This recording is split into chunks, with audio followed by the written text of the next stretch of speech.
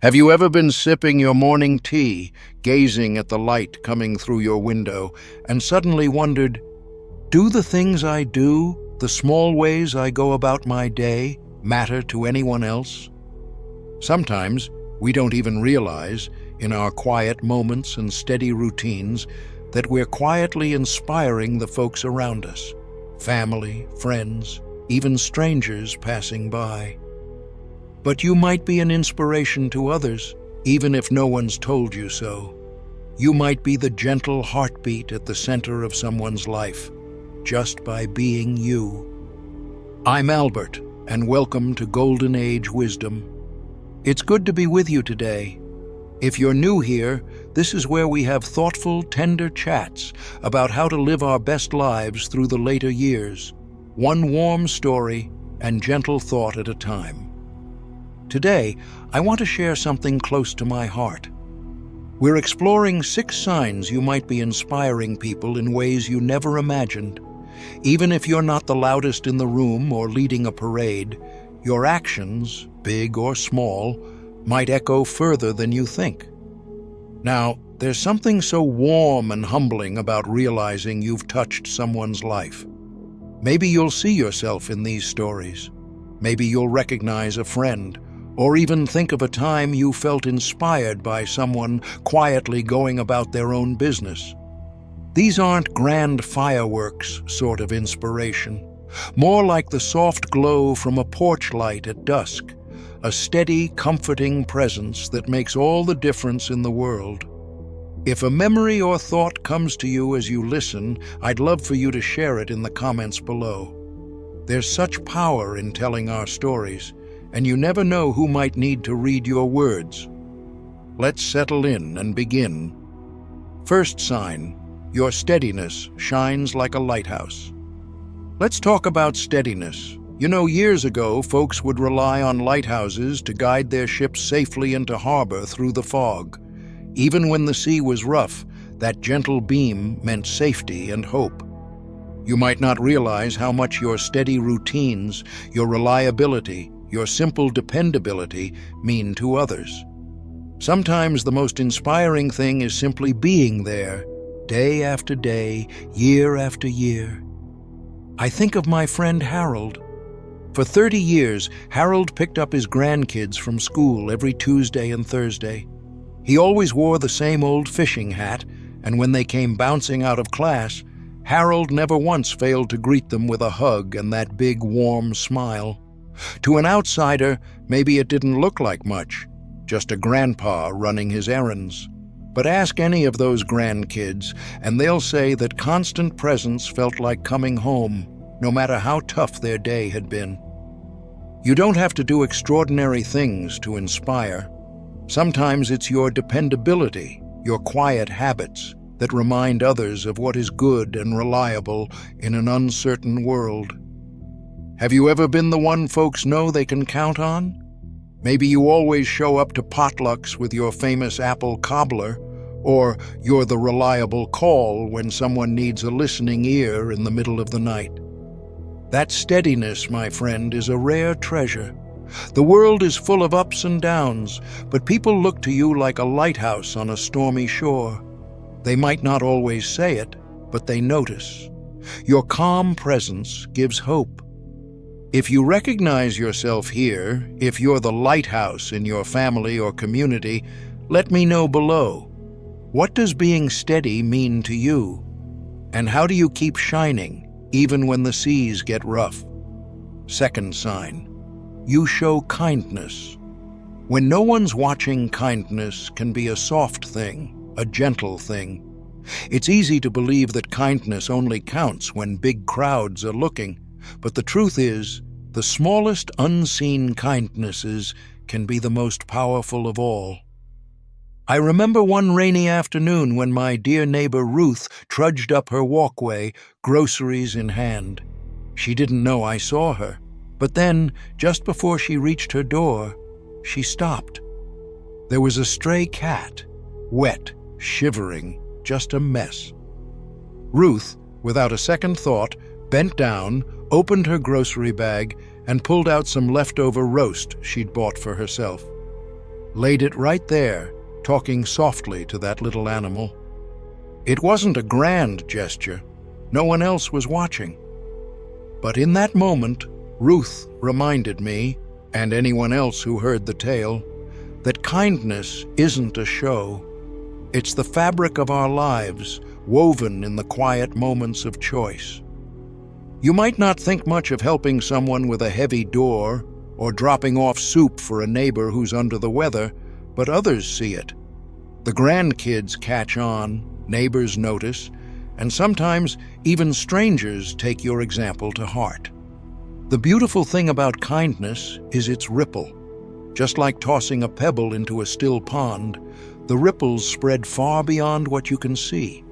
Maybe you're known for sending a thoughtful birthday card, or perhaps you always check in on old friends who don't get many visitors. You might quietly pay for a stranger's coffee, expecting nothing in return. These are powerful, gentle things, and if you're the sort of soul who gives kindness when there's no applause, you're inspiring more people than you know. In a world hungry for gentleness, your kindness is a quiet revolution. Third sign, you listen with your whole heart. There's an old saying, God gave us 2 ears and 1 mouth so we could listen twice as much as we talk. Listening is a gift, one of the most powerful gifts you can offer. Think about a time when someone truly listened to you, not just nodded along, but really looked at you, gave you space to share your thoughts, your memories, your worries. How did that make you feel? Now, flip it around. Maybe you're the one who listens in your family or your friend group. Maybe your children or neighbors come to you for advice, for comfort, or even just to get a worry off their chest. Listening doesn't require wisdom from a book. It takes a tender heart and patience. Bill, an old friend from my bowling league, was a master of this.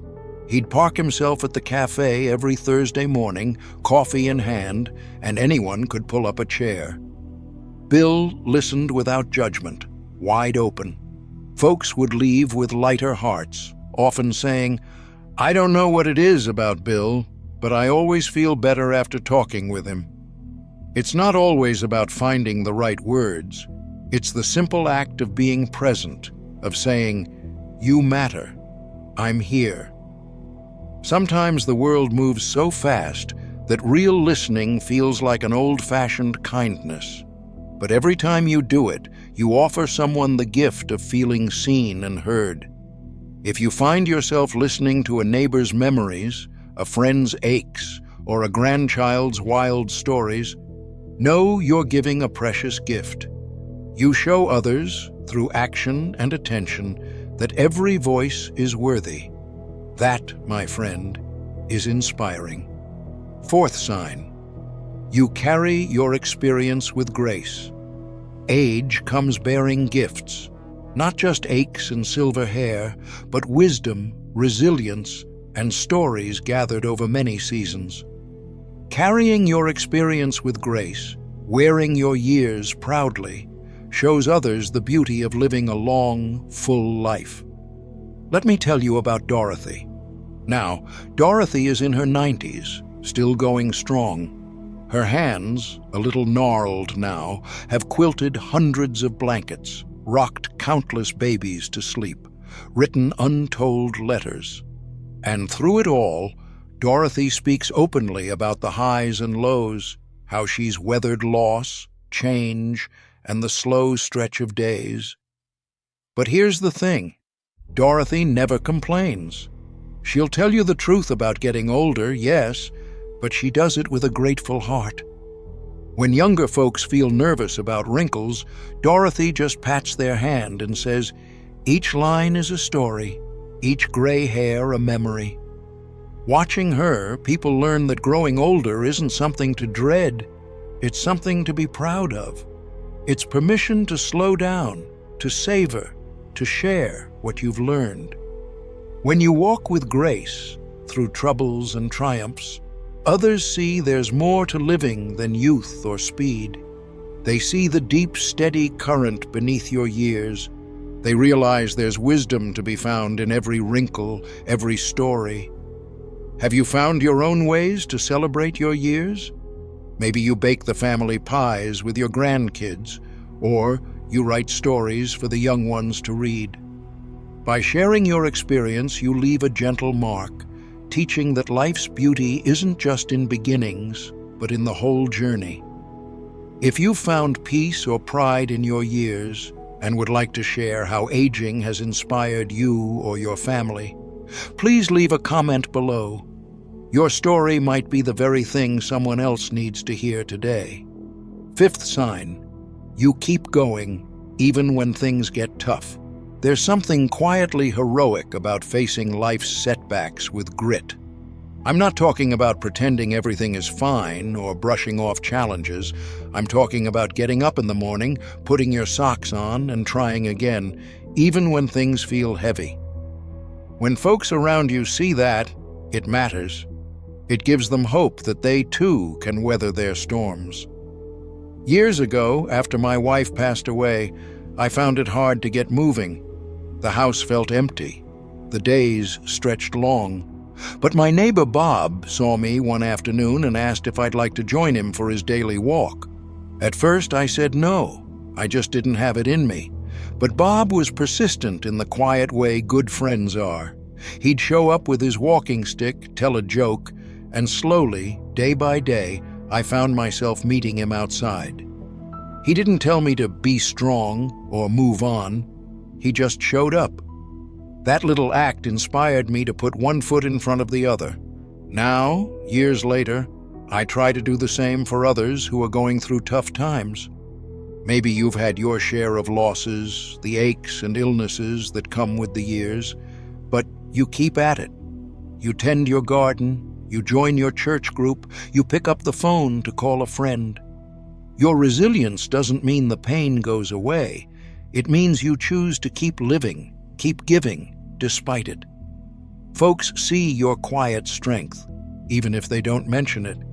It reminds them that hard times can be survived, that joy and purpose can find us bit by bit, even after heartache. Sixth sign: you encourage others just by being yourself. Sometimes we think inspiration comes only from grand achievements or public victories.